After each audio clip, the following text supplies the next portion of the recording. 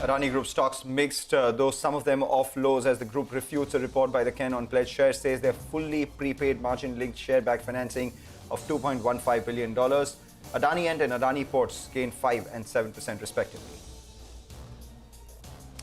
Quest Corp gains nearly 4%. Sources suggest that Fairfax buys an additional 4.5% stake via reverse book building.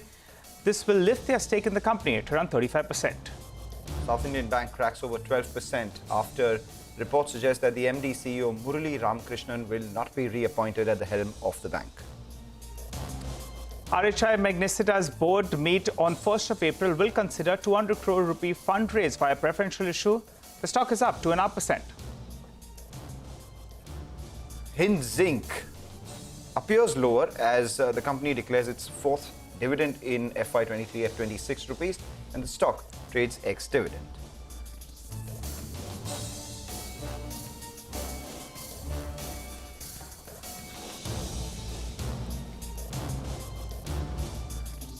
Hello and welcome to Chartbusters. I'm Nigel D'Souza and joining me as always is Mangalam Malu. Well, Mangalam, a couple of positives at around 10:30 today. Yeah. The Nifty Bank is trading above that 200-day MA odd mark, which is good news. Remember, the last few days we haven't got past that mark, so that's one positive. And the other positive is something that we called out earlier today, that the broader markets could start outperforming from here on.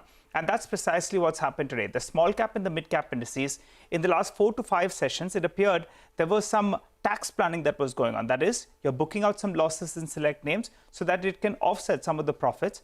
And it appears as of today, at least, that's reversing a little bit. Remember, the last 4-5 trading session, the small cap index itself had lost 4.5% odd.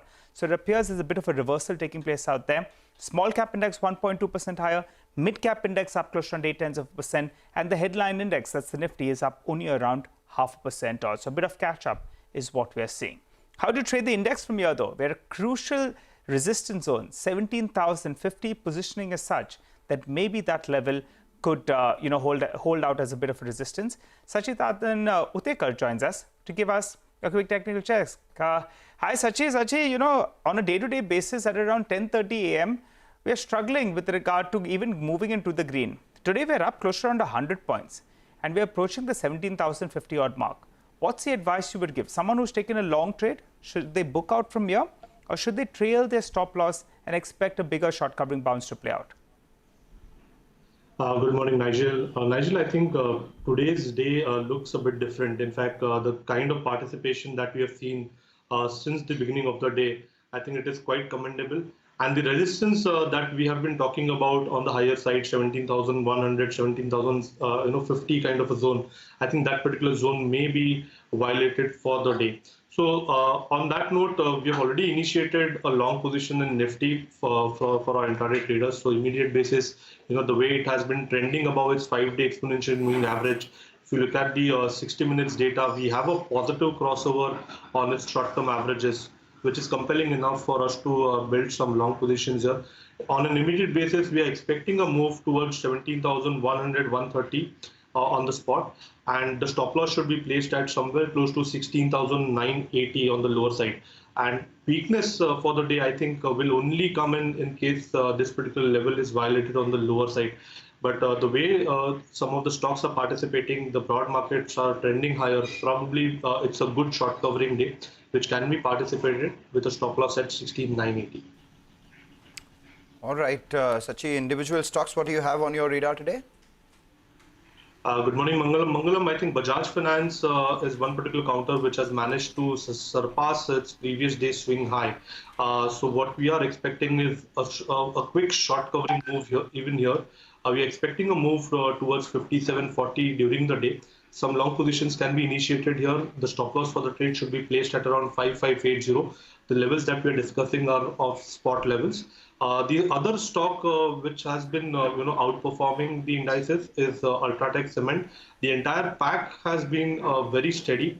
But if you look at the entire structure, Ultratech Cement, we still see a scope towards 7600. So for an intraday target of almost around 7630, we are recommending long positions here. The trading stop loss should be placed somewhere close to 7420. All right. Thanks a lot for joining in and giving us your picks. trading with a bullish bias today. With that, we move on and talk about some ideas for profit coming in from our colleagues at Money Control Pro. Nandish Shah joins in. Hi, today's ideas for profit is CCL product. CCL product has maintained volume guidance for FY23 at 20 to 25% and 15 to 20% for FY24. CCL brownfield capex of 16,000 metric ton got commissioned in December 22 quarter. Greenfield expansion of another 16,000 metric ton adjacent to its Chittoor plant is likely to begin commercial production from the June 24 quarter at a cost of rupees 320 crores. On the back of strong client inquiries and a written commitment from one of the customers for 50% of the capacity, CCL has announced 6,000 metric tons of freeze-dried plant capacity in Vietnam at a cost of rupees $50 million. Of this $50 million capex, $35 million will be used through debt and the rest will be through internal accruals. With this, total capacity of CCL is likely to be around 76,000 metric tons by December 24 quarter. With capacity expansion in the offing, we expect compounded annual growth rate of 18 to 20% volume growth in the next 3 to 4 years. The management expect EBITDA per kg to remain constant for the next 2 years, while the higher share from smaller pack and efficiency-led improvement will lead to higher EBITDA. Smaller pack, for which CCL has a capacity of 12,000 metric tons, is utilized only till 50%, along with a higher share of freeze-dried coffee from FY25 will help in aiding margin recovery. We remain positive on CCL, and based on current estimate, CCL is trading at a P multiple of 22 times FY24 earnings. Thanks a lot for that, Nandesh. For the time being, we'll slip into a short break. On the other side, we'll be joined by Mr. Dinesh Agarwal, who is the founder and CEO of India Mart, to understand the business plans from here on. Stay with us.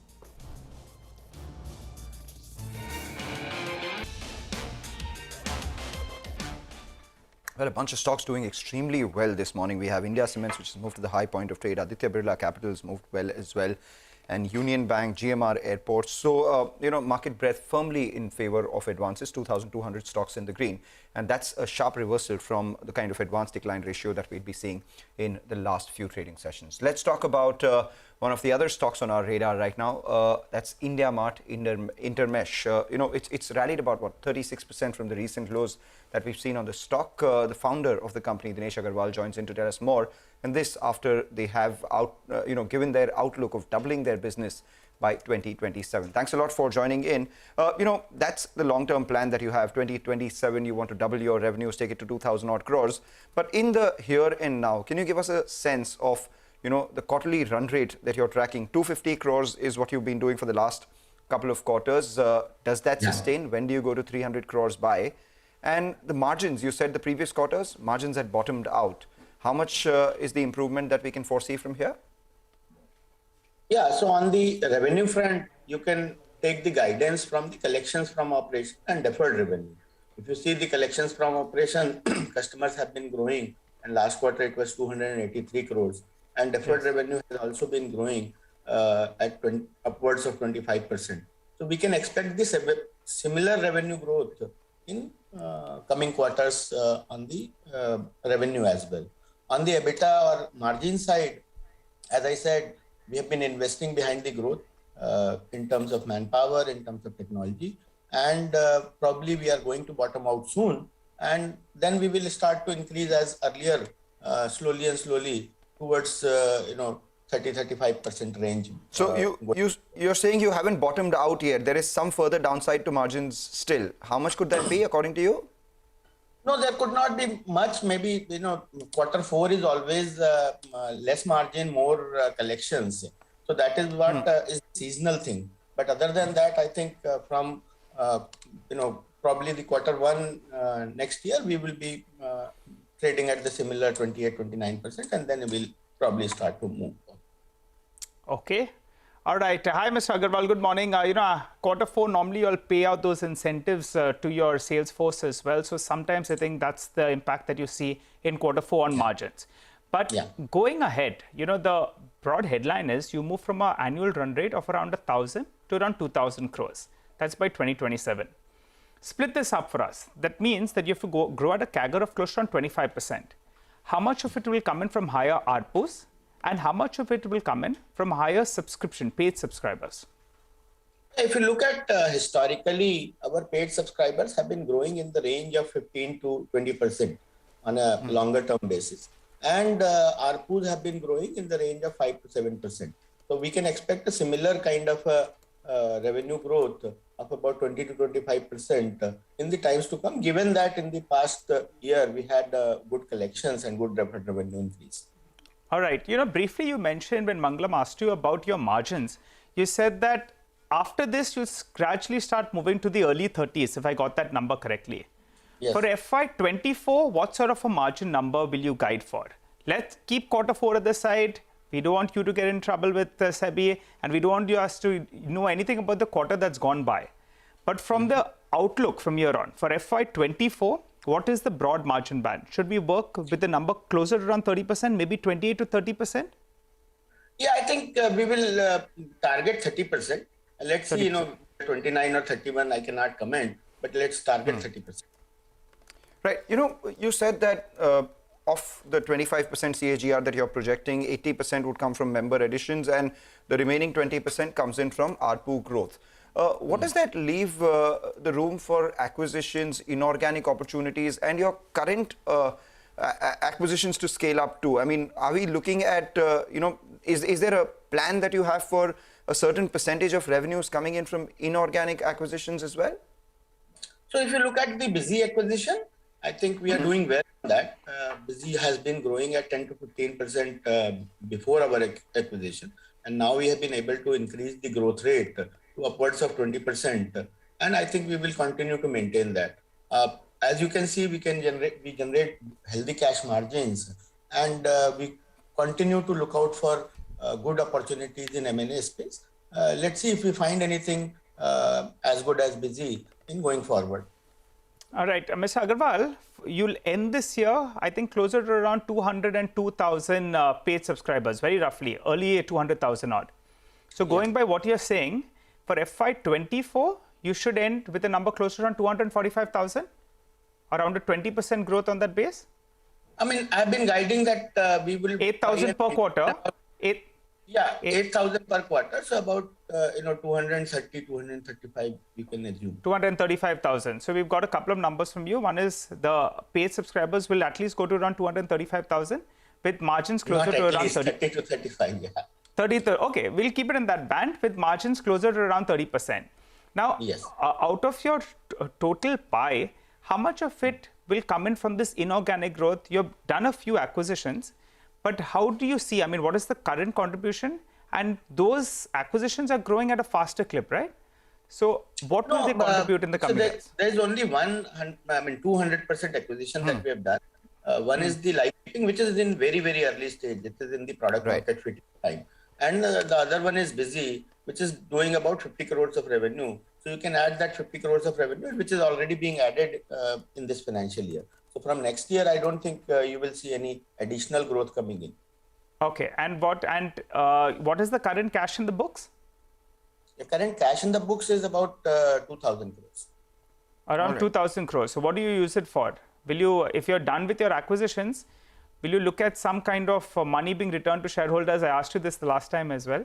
But is that the plan?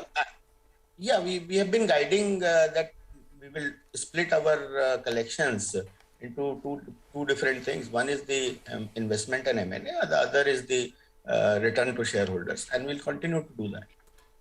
Just a couple of questions before we let you go.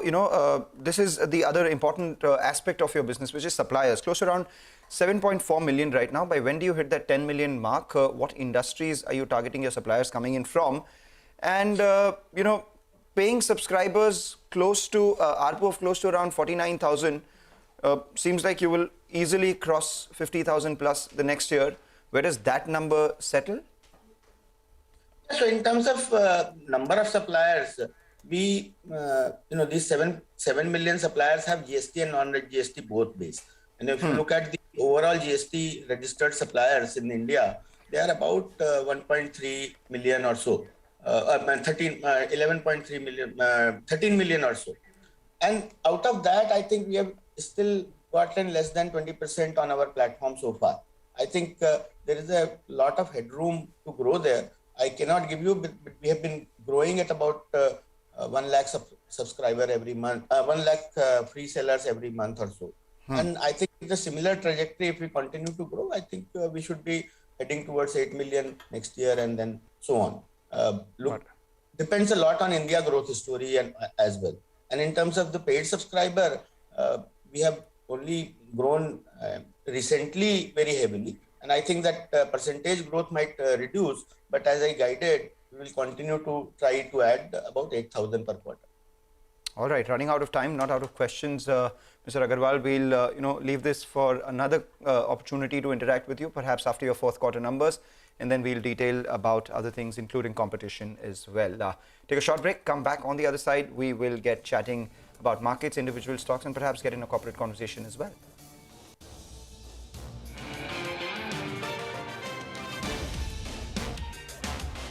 Welcome back. Well, the market's still trading in the green, but struggling to hold around that 17,050. Tech Mahindra has moved to the low point of the day, and giving it company on the downside is BPCL as well. But market regulator SEBI's board meet will be there later today. They're going to be discussing a whole host of issues. Yash joins us to fill us in with more on that. Hey, Yash, morning.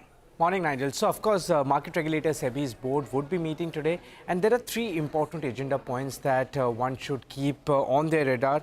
The first one would be in the mutual fund space, the second one in the corporate governance space, and the third one on the secondary market side. I'll start with the first agenda point, and that would be to not have a permanent board membership for people sitting on the boards of listed companies. Here, market regulator SEBI may bar directors from occupying permanent board seats when it comes to boards of listed companies. Now, SEBI could call for a periodic, reassessment of these board members, where a shareholder approval would be required every 5 years when it comes to their board seats on listed companies.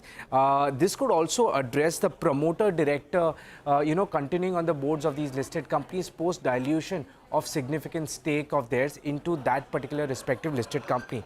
The second one could be with respect to a discussion on allowing private equity players to become sponsors of mutual fund companies. SEBI may consider this particular proposal. Now, there are certain eligibility conditions which market regulator SEBI had put in its consultation paper on this topic. The private equity fund or the fund manager should have 5 years of experience. They should have invested, in the financial sector in the country. Also, they should have managed a capital of 5,000 crore and above. One important condition here could be that mutual fund would not be allowed to participate in IPOs where the private equity fund, which is a sponsor to that mutual fund, could have a more than 10% interest or a stake in the company. Third one is an ASBA-like model for secondary market. ASBA is essentially where the funds get blocked in the account of the investor, right, but they don't get transacted. Something like that in the secondary market could also come through. All right, Yash, thank you so much for that. I know you'll be keeping a keen eye out on that meeting and give us all these updates. With that, we are out of time on this edition of Chartbusters. Thank you for tuning in. Stay tuned to CNBC TV 18. Trading Hour comes up next.